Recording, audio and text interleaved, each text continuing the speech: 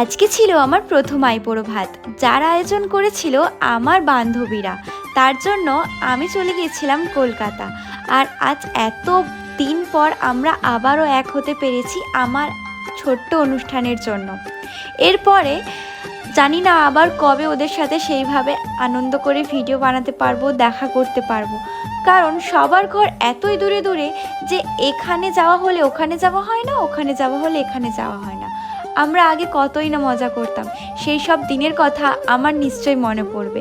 আর আমি জানি ওরা আমাকে কতটা ভালোবাসে আর আমার জন্য কত কিছু করেছে।